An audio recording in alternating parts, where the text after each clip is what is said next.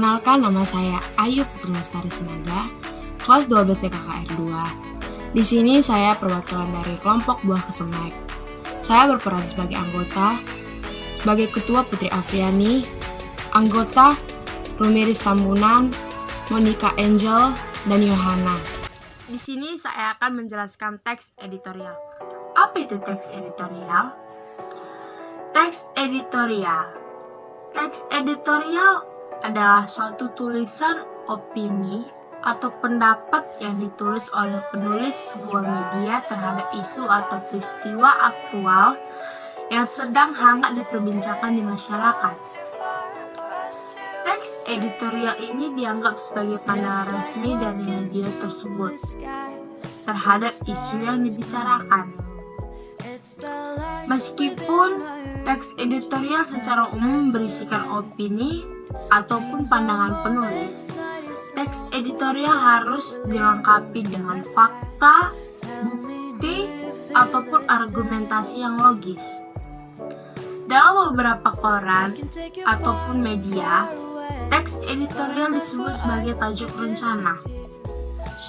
Ada pula tujuan dari teks editorial, yaitu diantaranya: 1. Mengajak pembaca untuk ikut serta memikirkan isu aktual yang sedang diperbincangkan.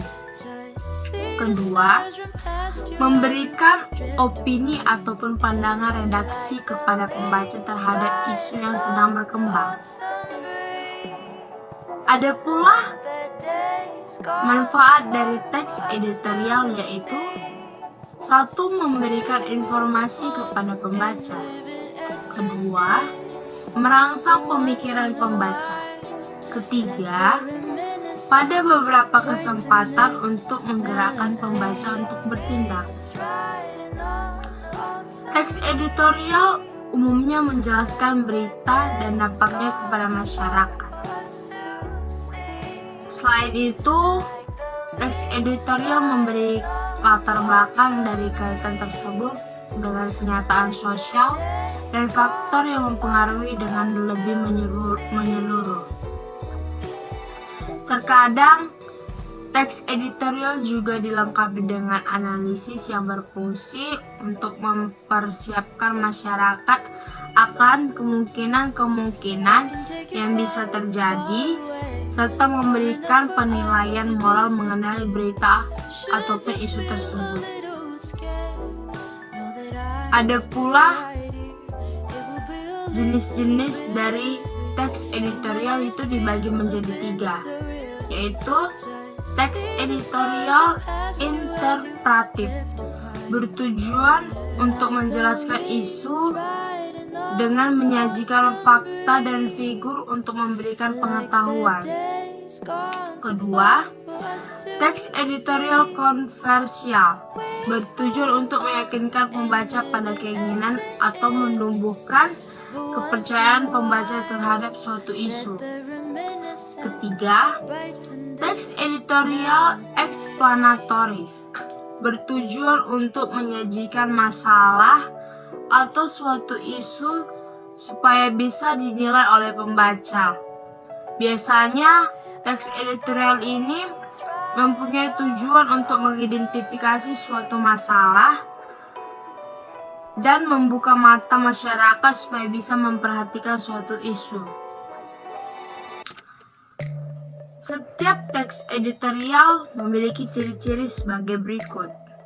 1. Merupakan tulisan tentang isu yang sedang hangat, bersifat aktual dan faktual. 2. Bersifat sistematis. 3. Merupakan opini yang bersifat argumentatif. 4. Menarik untuk dibaca karena ditulis dengan singkat, padat, dan jelas. Sebagaimana pada umumnya, teks editorial juga memiliki struktur tertentu. 1. Pernyataan pendapat atau tesis yang berisi sudut pandang penulis tentang masalah yang dibahas. Biasanya tesis merupakan teori yang diperkuat dengan argumen. 2. Argumentasi berupa alasan atau bukti yang digunakan untuk memperkuat pernyataan umum atau data hasil penelitian, pernyataan para ahli, maupun fakta-fakta yang berdasarkan referensi dapat dipercaya. Ketiga, pernyataan atau penegasan ulang pendapat berisi penegasan ulang pendapat yang didukung oleh fakta untuk memperkuat, menegaskan keseluruhan isi teks editorial. Kaidah kebahasaan teks editorial. 1. Adverbia, yaitu ditujukan supaya pembaca meyakini teks yang dibahas, atau dengan menegaskan menggunakan kata keterangan. Atau adverbia frekuentatif, kata yang umumnya digunakan yaitu selalu, biasanya, sering, kadang-kadang, sebagian besar waktu, jarang, dan sebagainya. Kedua, konjungsi, yaitu kata penghubung pada teks, contohnya bahkan. Ketiga, verba material, yaitu verba yang menjelaskan perbuatan fisik atau peristiwa. Keempat, verba relasional, yakni menerangkan hubungan intensitas atau pengertian A adalah B dan milik atau mengandung pengertian A mempunyai B. Kelima, verba mental, yaitu verba yang menerangkan persepsi atau misalnya melihat, merasa, afeksi misalnya senang, suka, dan khawatir. Dan kognisi misalnya berpikir, paham, dan mengerti. Pada verba mental terhadap partisipan, pengindra atau sensor, dan fenomena. Contoh dari teks editorial yaitu berjudul Dampak Virus Corona di Ranah Fashion. Tesisnya, sebelum corona menjadi wabah penyakit di Cina, nasib Riccardo Tisci sedang di atas angin. Tahun lalu, direktur kreatif lini busana premium ikonik asal Inggris Burberry ini membuat gebrakan dengan melansir logo baru. Tadinya, logo ini busana yang berdiri pada 1856. Ini bergambar prajurit perang menunggang kuda dan membawa senjata. Tisci mengubah logo jadi huruf B, yaitu terinspirasi dari inisial nama pendiri ini busana yaitu Thomas Burberry. Respon publik terhadap perubahan logo ini bisa dikatakan cukup baik. Terlebih lagi, respon konsumen di Cina yang cenderung menyukai produk fashion yang memamerkan logo brand dengan jelas pada produk. Pada Juli 2019, South China Morning Post melaporkan peningkatan penjualan Burberry di Cina ada angka 2 digit pada kuartal pertama 2019. Para milenial kelas menegah ke atas jadi konsumen mayoritas yang membeli barang lewat media sosial. Setiap tanggal 17, Burberry melansir koleksi baru di Instagram dan WeChat. Menurut tim Burberry, penjualan di platform tersebut menghasilkan engagement konsumen yang signifikan. Hal lain yang mendorongkan penjualan Burberry adalah potongan pajak impor yang diterapkan pemerintah Cina. Kebijakan diterapkan agar para konsumen Cina tidak lagi membeli barang di luar negeri. Sebetulnya bila tidak ada halangan berarti Burberry dijadwalkan membuka satu toko baru di Cina. Jing Daily melaporkan proyek cabang baru tersebut bekerjasama dengan Tencent, perusahaan teknologi asal Cina yang salah satu produknya adalah aplikasi pesan singkat WeChat dan akan jadi toko yang dikhususkan agar konsumen bisa mengeksplorasi berbagai aplikasi fashion digital yang dibuat oleh Tencent dengan Burberry. Argumentasi. Alih-alih meresmikan bisnis, Burberry malah mesti menutup 24 toko dan 64 toko yang ada di Cina untuk mencegah penyebaran corona. Sampai sekarang, pihak Burberry belum mempublikasikan jumlah kerugian akibat virus corona. Yang jelas,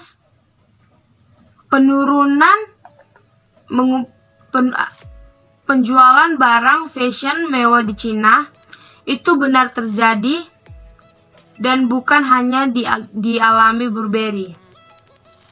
Kegoncangan pun dialami ini produk pakaian dan aksesoris olahraga Nike yang juga terpaksa menutup sejumlah gerainya di Cina. Padahal menurut laporan Financial Times pada Desember lalu, CEO Nike Mark Parker menyatakan di hadapan media-media internasional bahwa ia tidak pernah merasa optimis ini dalam menghadapi hari depan. Perkataan itu muncul setelah ia melihat data penjualan di Cina dari produk sepatu, baju, dan aksesoris lain yang terus meningkat. Persentase peningkatan per Desember lalu mencapai 20%, sehingga total pendapatan Nike saat itu adalah 1,12 miliar. Sebelum corona mewabah, penjualan Nike di Cina tergoyahkan, meski ada cerita-cerita miring seperti skandal penyalahgunaan doping yang dilakukan brand ambassador atau situasi seperti perang dagang antara Cina dan AS. Pada Maret 2018, menetapkan kebijakan menaikkan tarif impor untuk berbagai barang dari Cina seperti daging, alat musik, dan sejumlah produk tekstil agar warga AS memilih membeli produk lokal ketimbang barang impor. Hal ini pada kenyataannya tidak terlalu mengganggu penjualan Nike.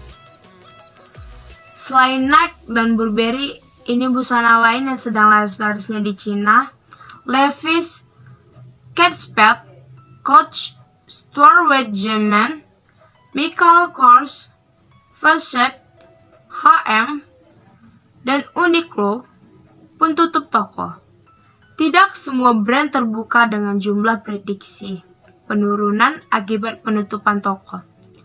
Quartz berupaya merangkum informasi dari beberapa perusahaan yang sudah mempublikasikan jumlah kerugian. Perusahaan retail Tapestry yang menaungi ini klinik Kate Spade, Coach, dan Stuart Weitzman dikabarkan akan merugi sebesar 250 juta US dollar dalam beberapa bulan terakhir. Di samping itu, Business of Fashion mencatat bahwa nilai saham perusahaan retail besar seperti Louis Vuitton, Hennessy, dan Kering Group di antaranya menaungi label Gucci, Saint Laurent, Alexander McQueen, masing-masing menurun 1,9% dan 3%. Meski mengalami kerugian di awal tahun, beberapa petinggi perusahaan retail besar tidak terlalu khawatir terhadap goncangan ini. Vogue Business membuat pandangan Chief Financial Officer Louis mempengaruhi pendapat secara signifikan bila wabah bisa ditanggulangi pada akhir Maret. Dampak baru akan terasa bila wabah terus terjadi sampai 2 atau 3 tahun ke depan. Manajer investasi Sweet Ramadhanan juga mengatakan kepada Vogue Business bahwa perusahaan retail besar biasanya sudah mempersiapkan diri dalam menghadapi goncangan singkat jangka pendek seperti yang tengah terjadi saat ini, sehingga bisnisnya tidak hancur begitu saja.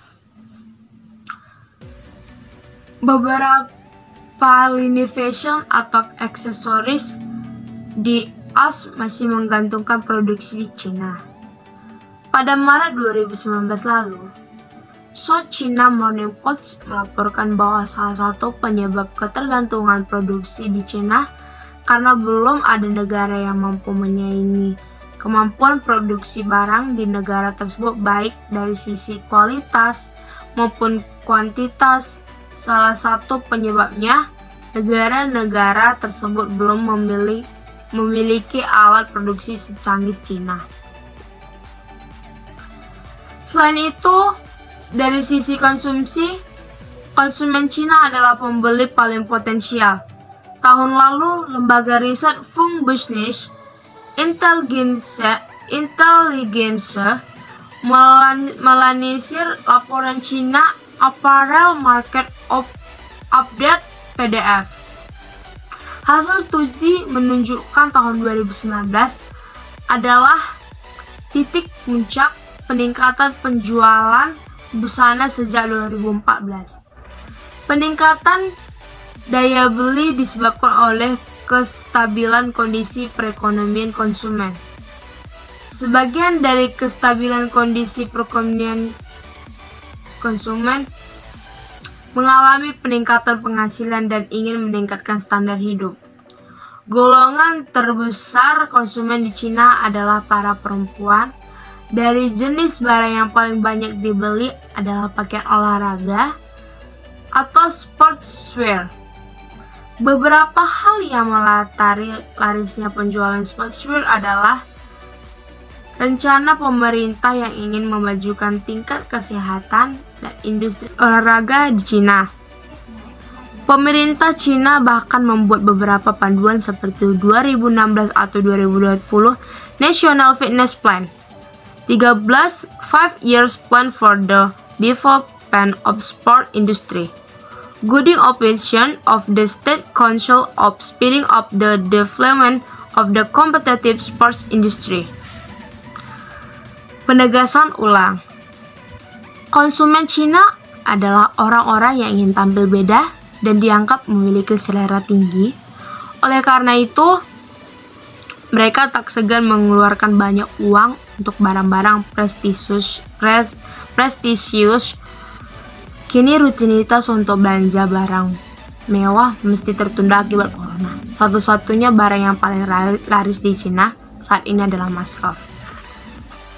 Ya, di sini saya sudah menjelaskan apa itu teks editorial, tujuan dari teks editorial, manfaat dari teks editorial, jenis-jenis dari teks editorial, dan ciri-ciri dari teks editorial, dan contoh-contoh dari teks editorial, kaidah kebahasaan teks editorial. Ya, di sini saya sudah selesai menjelaskan apa-apa aja teks editorial tersebut. Jika ada kesalahpahaman atau saya kurang jelas ngomongnya, saya minta maaf. Saya Ayu Putri Lestari Sinaga, perwakilan dari kelompok Buah Kecemek, mengucapkan terima kasih. Jangan lupa like, comment, and subscribe. Bye-bye.